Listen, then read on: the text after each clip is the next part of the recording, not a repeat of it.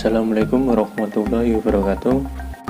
Oke, pada kali ini kami dari kelompok 4 akan membahas mengenai inovasi kurikulum pendidikan berbasis KKNI yang akan dijelaskan oleh Khalifatunisa, Elsa Amalia Dewi, Rizkiatus Salamah, Toto Hardoyo, dan Lutfi Firda Mardika. Langsung saja kita ke topik pembahasan yang pertama, yaitu definisi.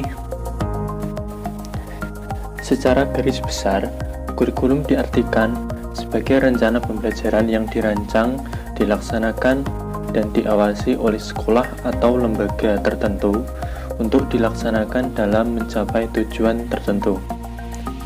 Nah, kemudian KKNI sendiri atau Kerangka Kualifikasi Nasional Indonesia ini diartikan sebagai kerangka penjenjangan kualifikasi kompetensi yang dapat menyandingkan, mengintegrasikan, serta menyetarakan antara bidang pendidikan dan pelatihan kerja serta pengalaman kerja dalam rangka pemberian pengakuan kompetensi kerja sesuai dengan struktur pekerjaan di berbagai sektor. Nah, berdasarkan pengertian tersebut, jadi inovasi kurikulum berbasis KKNI adalah sebuah pengembangan kurikulum atau rancangan pembelajaran dengan penerapan yang mengharuskan sistem pendidikan tersebut dalam suatu lembaga pendidikan untuk memperjelas profil kelulusannya. Jadi menyeimbangkan antara pendidikan dan kompetensi kerja, sehingga nantinya menghasilkan lulusan atau sumber daya manusia yang berwawasan luas, punya skill yang tinggi, dan bisa berkontribusi dalam berbagai hal sesuai dengan kriteria yang dibutuhkan di lingkungan masyarakat. Baiklah, saya Rizkiatus Salamah. Di sini saya berperan sebagai pemateri 2 yang akan menjelaskan mengenai peran atau fungsi dari inovasi kurikulum pendidikan yang berbasis KKNI. Apa sih peran atau fungsi kurikulum pendidikan berbasis KKNI itu sendiri? Nah, secara umum, peran atau fungsi KKNI merupakan serangkaian alat pembelajaran yang dapat mengintegrasikan segala sumber daya untuk mengelola masukan menjadi sesuatu yang memiliki nilai lebih.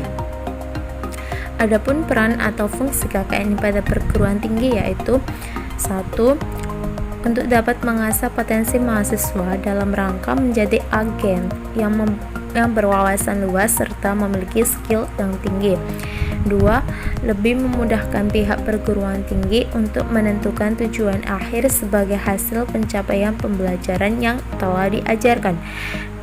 Dan adapun peran atau fungsi KKNI pada lembaga pendidikan. 1.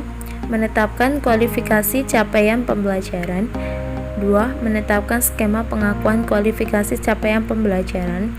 3. Menyetarakan kualifikasi di antara capaian pembelajaran yang telah diperoleh.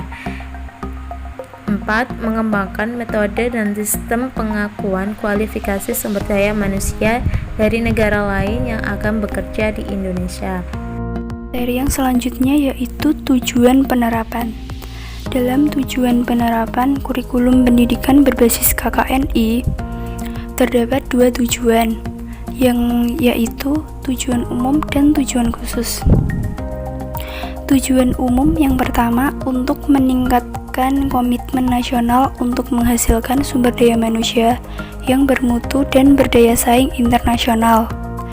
Yang kedua, untuk mendorong peningkatan mutu dan aksesibilitas sumber daya manusia ke pasar nasional dan internasional. Yang ketiga, membangun proses pengakuan dan kesetaraan kualifikasi yang akuntabel dan transparan. Yang keempat, untuk menyetarakan capaian pembelajaran yang diperoleh melalui pendidikan formal, non-formal, informal, pelatihan, atau pengalaman kerja dalam pertumbuhan ekonomi nasional. Dan yang terakhir, untuk mendorong meningkatnya mobilitas pelajar mahasiswa, dan tenaga kerja antara negara. Dan yang selanjutnya yaitu tujuan khususnya. Tujuan khusus yang pertama yaitu untuk memperoleh korelasi positif antara mutu dari luar capaian pembelajaran dan proses pendidikan formal di semua tingkat termasuk di tingkat perguruan tinggi. Yang kedua, mendorong penyesuaian capaian pembelajaran dan penyetaraan mutu lulusan pendidikan terhadap tingkat kualifikasi yang sesuai dan dapat diakui oleh pengguna lulusan. Yang ketiga yaitu untuk menciptakan pedoman-pedoman pokok bagi sekolah dan perguruan tinggi dalam mengembangkan aturan dan mekanisme pengakuan terhadap hasil pembelajaran. Yang keempat, untuk menciptakan jembatan atau saling pengertian antara penghasil dan pengguna lulusan dari proses pendidikan dan pelatihan, sehingga dapat membangun kapasitas dan meningkatkan daya saing bangsa dalam sektor sumber daya manusia. Yang kelima yaitu dapat memberikan panduan bagi pengguna lulusan untuk melakukan penyesuaian kualifikasi dalam mengembangkan proses-proses pendidikan yang berkelanjutan atau belajar sepanjang hayat. Dan yang terakhir yaitu untuk mendorong peningkatan mobilitas dan kerjasama akademik antara pendidikan tinggi di Indonesia dengan pendidikan tinggi negara-negara lain agar tercipta saling pengertian, solidaritas, dan perdamaian dunia. Materi terakhir yakni tahapan pelaksanaan. Ada 8 tahapan pelaksanaan kurikulum berbasis KKNI, yakni yang pertama, merumuskan profil kelulusan, 2. Merumuskan capaian pembelajaran, 3. Merumuskan kompetensi bahan kajian, 4. Pemetaan capaian pembelajaran, 5. Bahan kajian, 6. Pengemasan mata kuliah, 7. Penyusunan kerangka kurikulum, 8. Penyusunan rencana pembelajaran dalam kuliah. Baik, akan kita bahas satu persatu.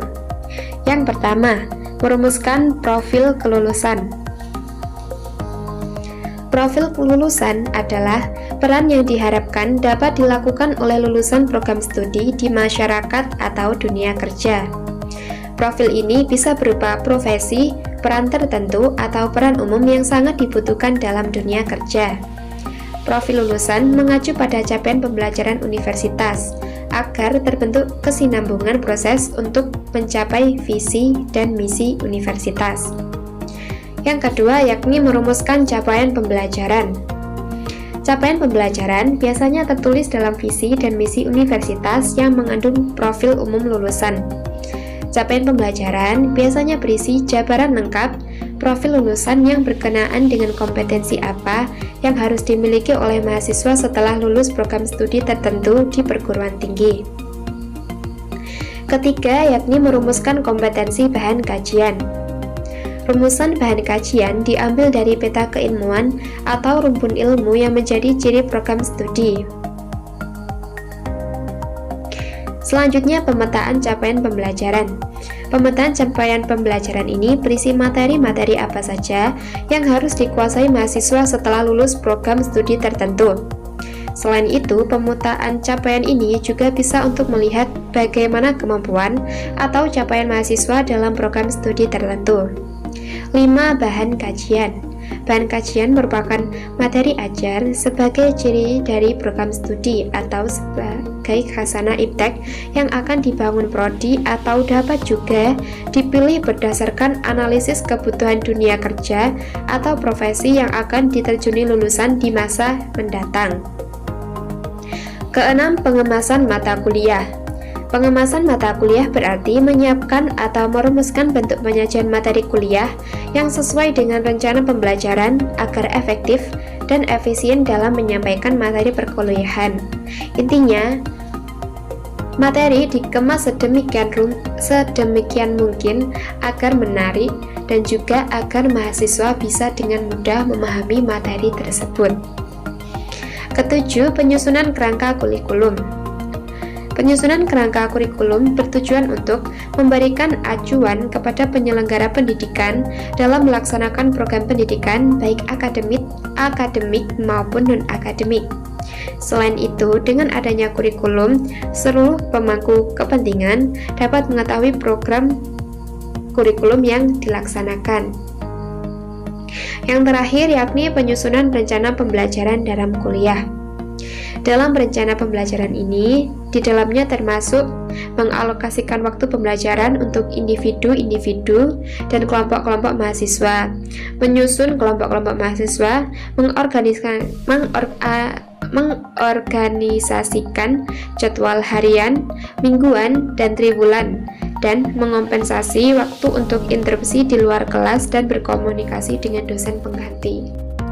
Demikianlah pembahasan terkait dengan inovasi kurikulum pendidikan berbasis KKNI. Mohon maaf bila ada salah kata atau penyampaian baik dalam penjelasan maupun pemaparan dari kelompok kami.